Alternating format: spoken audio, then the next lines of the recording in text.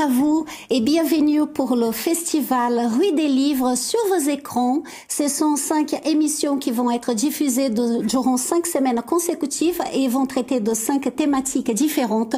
Aujourd'hui, nous allons parler de Reine, un personnage comme les autres, et cela va nous donner l'opportunité, et notamment au festival Rue des Livres. Je ne sais pas si vous êtes tous connaisseurs de ce festival qui se tient chaque année au quartier de Maurepas, notamment pour la rencontre entre les auteurs, les autrices, les animations qui sont proposées, les artistes, des illustrateurs, bref, il y a tout un univers qui s'est réuni dans le quartier de Maurepas une fois par an au mois de mars durant un long week-end. Nous sommes à la 14e édition et cette édition sur les écrans dans un contexte un peu particulier, nous le savons tous, va vous permettre de rencontrer aujourd'hui notamment une autrice, des auteurs. Donc dans le plateau aujourd'hui, nous avons Nathalie Burel. Bonjour Nathalie. Et Stéphane Grangier. Bonjour. Et Philippe Boursoy. Bonjour. Bonjour. Nous allons démarrer une discussion avec eux dans quelques instants, mais avant cela, bonjour Elisabeth Lomo. Bonjour. Vous êtes la présidente de l'association Rue des Livres, donc je viens de dire quelques mots sur la rencontre qui se tient chaque année durant un week-end du mois de mars sur le quartier de Maurepas. Mais Rue des Livres, c'est un peu toute l'année en fait, que vous avez des activités autour de livres. Effectivement, si le festival est le temps fort de l'association et mobilise beaucoup d'énergie, nous développons tout au long de l'année des activités autour du livre, de la lecture et de l'écriture sur le quartier de Maurepas, mais au-delà également à Rennes et dans la métropole rennaise. Au nom des actions plus particulières développées sur le secteur de Maurepas, je peux citer le club ado qui est mis en place avec la bibliothèque de Maurepas, l'atelier d'écriture. Alors pour tenir le projet Rue des Livres à l'année, j'imagine, il y a quand même des personnes, des hommes, des femmes. Alors, pour tenir le projet, effectivement, il y a tout d'abord 3 salariés que je remercie ici pour leur engagement, aidés par environ 80 bénévoles qui sont bien présents toute l'année également dans différentes activités, plus particulièrement au moment du festival. Et également un conseil d'administration qui prend les décisions politiques et administratives de l'association et qui se réunit régulièrement.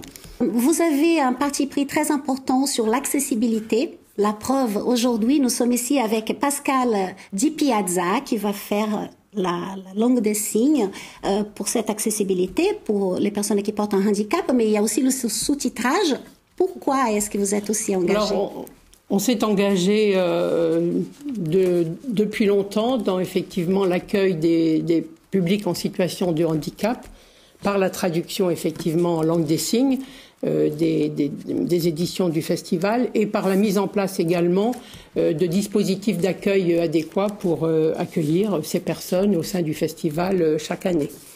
Nous mettons également à la disposition du public, nous montrons lors du festival différents types d'accès à la lecture pour en particulier les malvoyants et nous avons des collaborations avec différentes associations qui s'occupent des personnes en situation de handicap tout au long de l'année. Eh bien, merci infiniment, Elisabeth Lomo, de votre venue et bon vent pour les prochaines éditions de Rue des Livres. Mais celui-ci ne vient que de commencer, n'est-ce pas? Donc, nous allons bien profiter durant ces 5 semaines d'émissions sur TVR. Merci infiniment. Nous allons accueillir également Anaïs Bio, qui est la coordinatrice de projet Rue des Livres. Et elle va nous faire justement, d'ailleurs, une introduction sur le fait que dans cette thématique aujourd'hui de cette émission que nous vous proposons, on va parler de Reine comme étant, en fait, pourquoi pas, un personnage des romans, des histoires, des polars, des nouvelles. Bonjour Anaïs. Bonjour Juliana. J'ai bien commencé là? Oui, tout à fait. Effectivement, on parle souvent de Rennes comme d'une ville musicale, une ville avec une âme un peu rock, un peu bohème. Et on a eu envie de se demander qu'est-ce qui se passe en matière de littérature à Rennes aussi.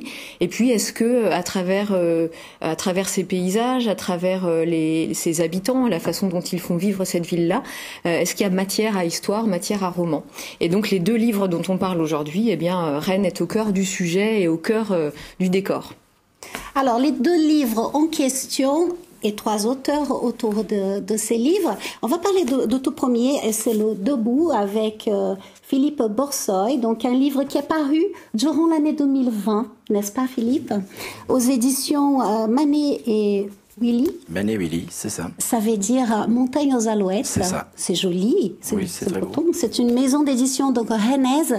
Ce livre qui est une pépite, et je ne suis pas la seule à vouloir vous le dire. Je pense que Stéphane Granger, il ne va pas me démentir, il l'a lu aussi. Je ne sais pas si vous, Nathalie, vous avez lu, mais en tout cas, ça raconte l'histoire des personnes qui sont, on va dire, très présentes dans le centre-ville de Rennes.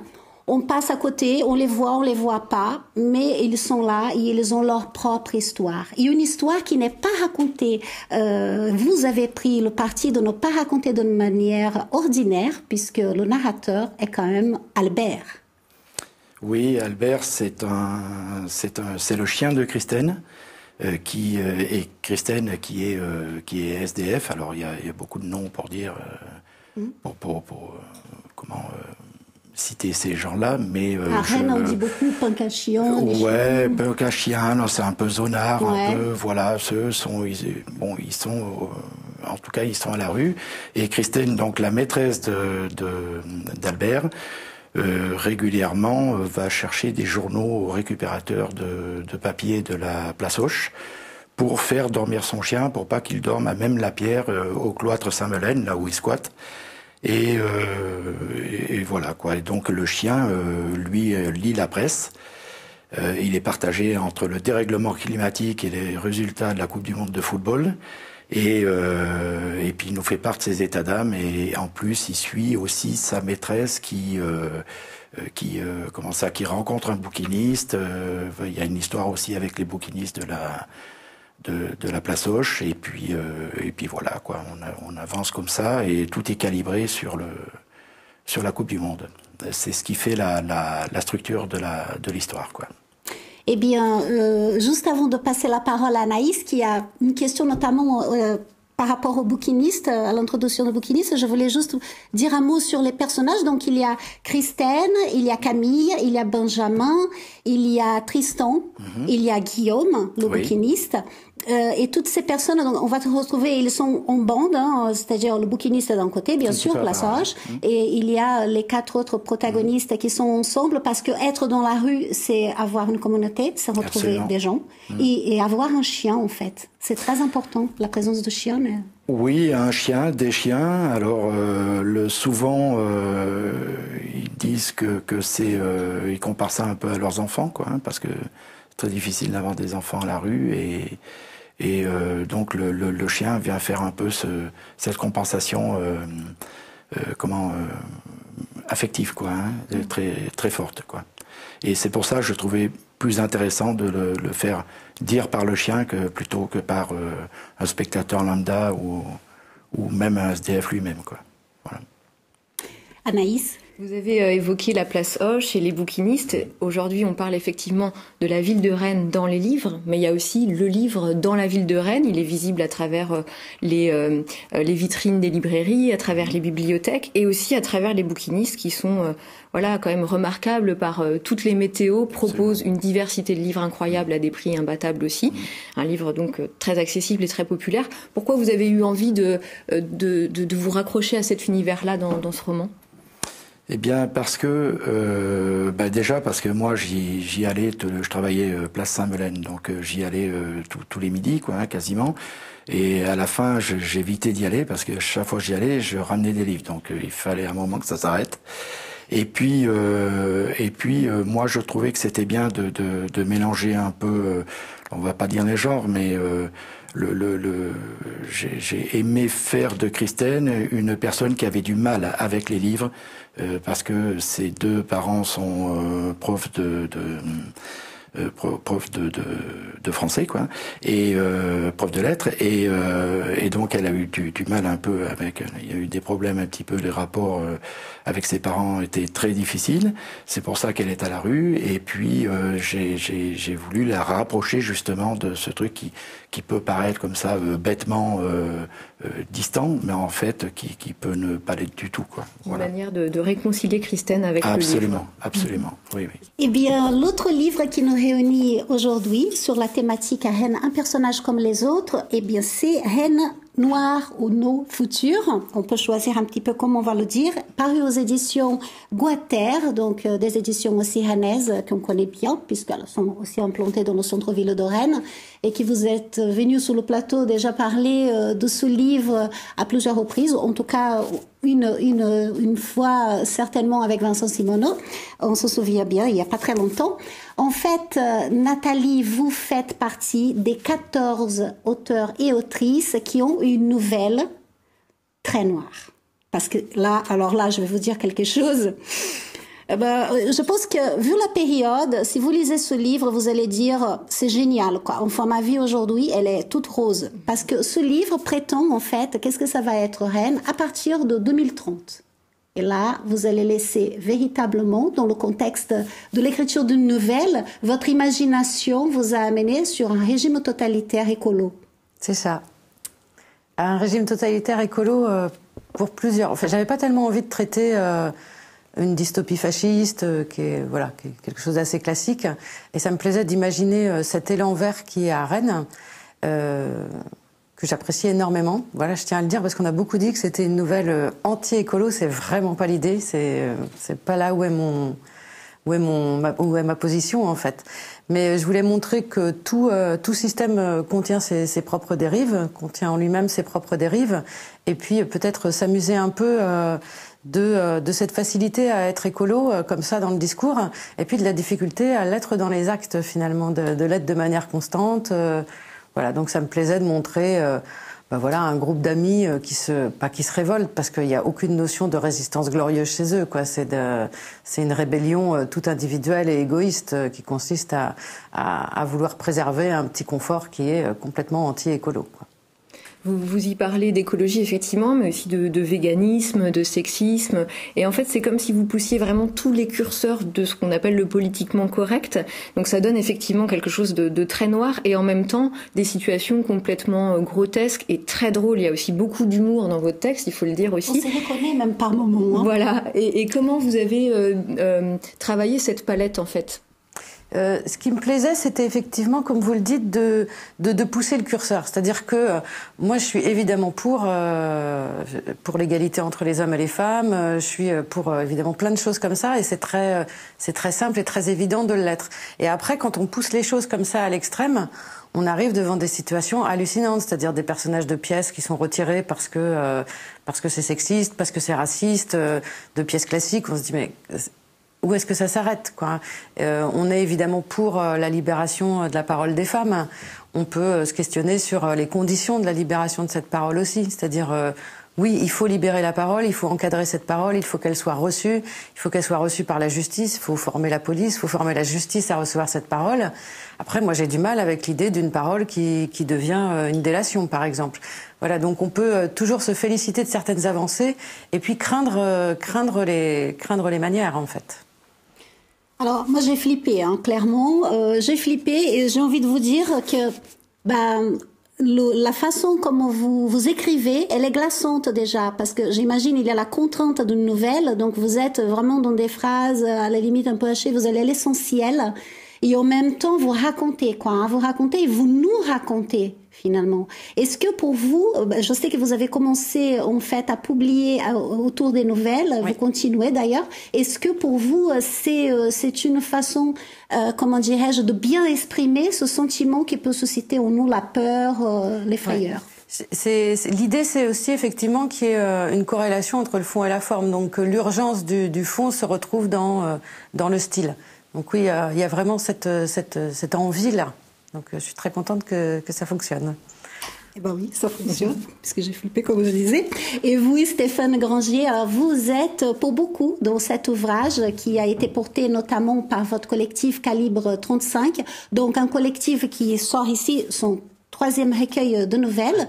Et vous avez une nouvelle aussi à l'intérieur de ce livre. Et votre nouvelle, pareil, n'est-ce pas, Anaïs? Elle est plutôt portée sur quelque chose de, à la fois qu'on voit dans la ville, l'architecture. Je vous laisse en parler. Mais en fait, oui, Stéphane, vous abordez Rennes par le biais des grands projets architecturaux, de son urbanisme.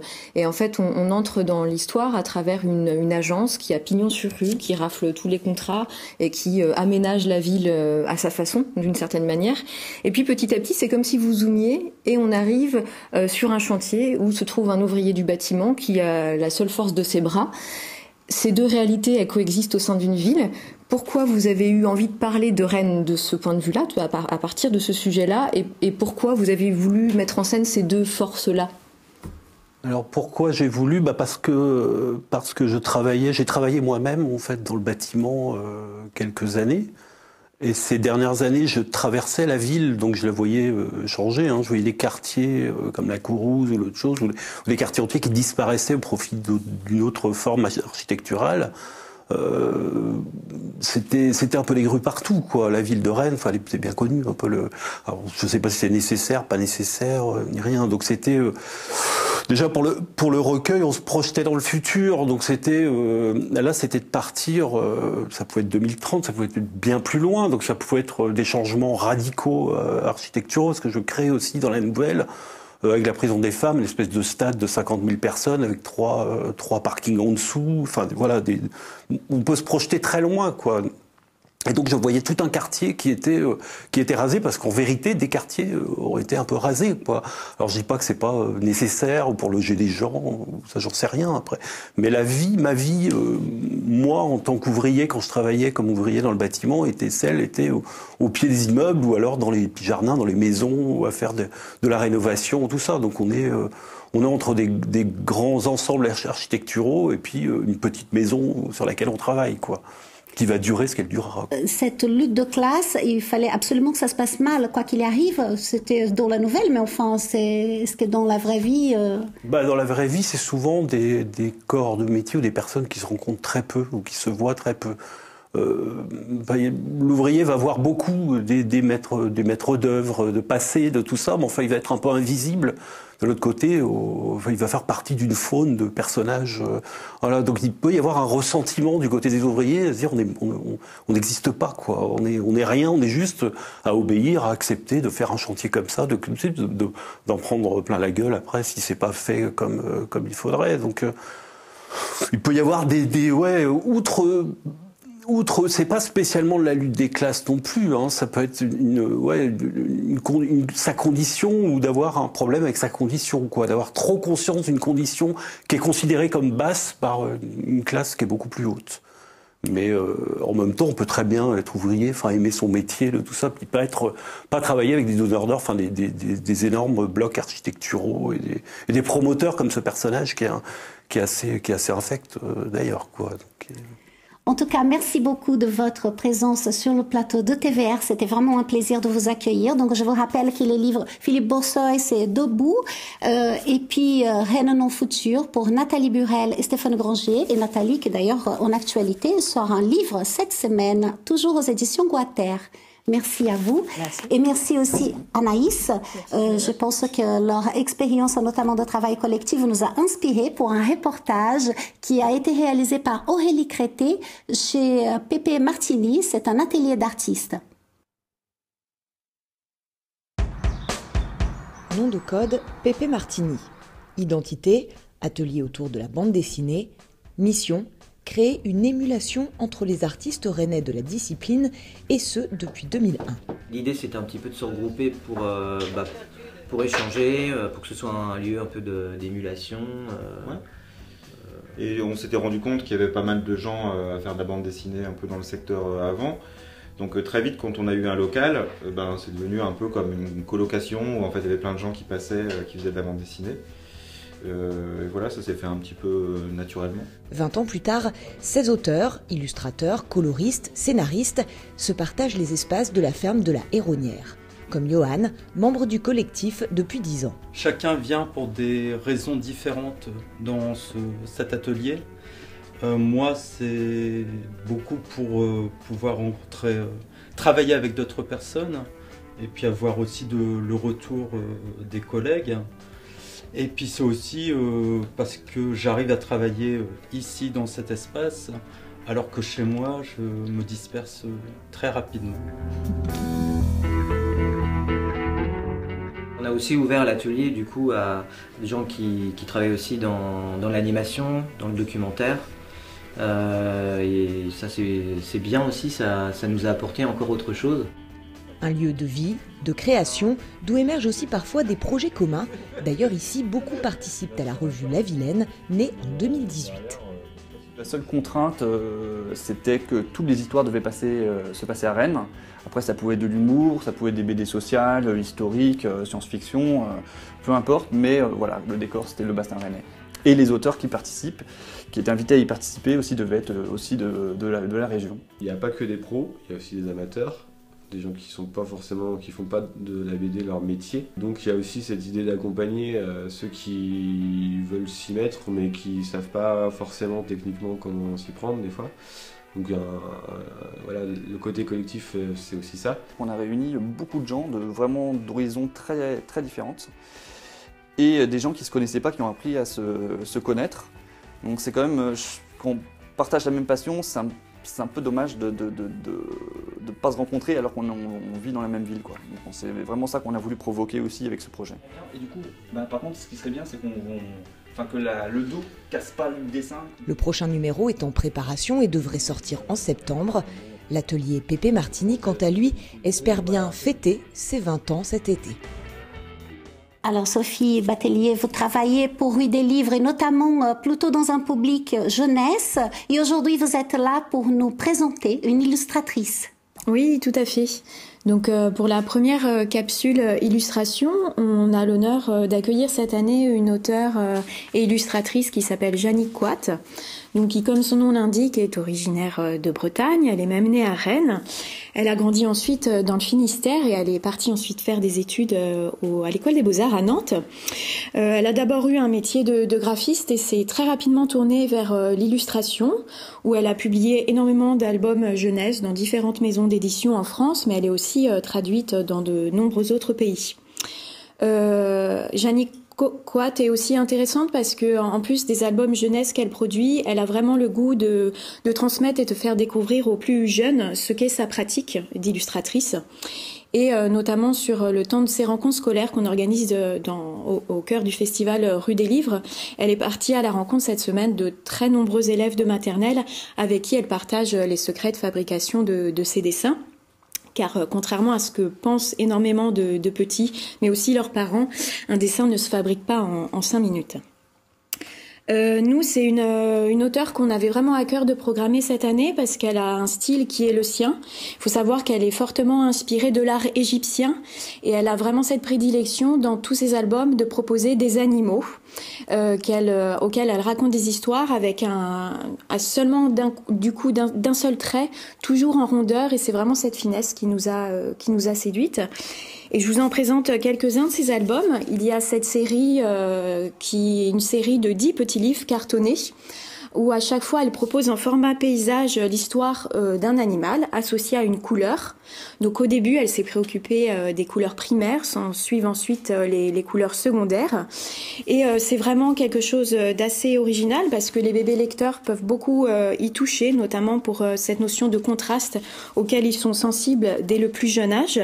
Et plus tard, dès 2 ans, j'ai envie de dire, les enfants peuvent aussi y revenir parce qu'ils apprennent à nommer et identifier ce qu'ils peuvent voir dans ces albums-là. Il y a aussi un autre album qui nous a plu à Rue des Livres qui s'appelle Hippoposé, où là, Jannick Coat s'inspire d'un de ses personnages qu'elle a déjà développé. C'est un hippopotame qui s'appelle Popov. Et là, dans Hippoposé, en fait, elle aborde la notion des contraires. Elle a travaillé avec des pochoirs, tout simplement, et elle aborde donc cette notion d'opposé auprès des enfants. Donc elle aborde là notamment le petit, le grand, ça va être le poids, la ligne, des choses qui permettent vraiment d'appréhender en fait des notions assez fines pour les plus petits. Voilà, nous c'est son style vraiment très épuré, très aéré qui nous a plu et on avait à cœur de vous la montrer pour cette première capsule illustrée. Merci infiniment Sophie et merci à tous les téléspectateurs puisque nous allons terminer cette émission avec ces images douces et poétiques de l'illustratrice. Restez connectés avec nous ici à TVR mais aussi au Festival Rue des Livres pour découvrir toutes les autres émissions qui vont être proposées dans le cadre du festival de cette année et à bientôt pour des nouvelles aventures pleines d'histoire.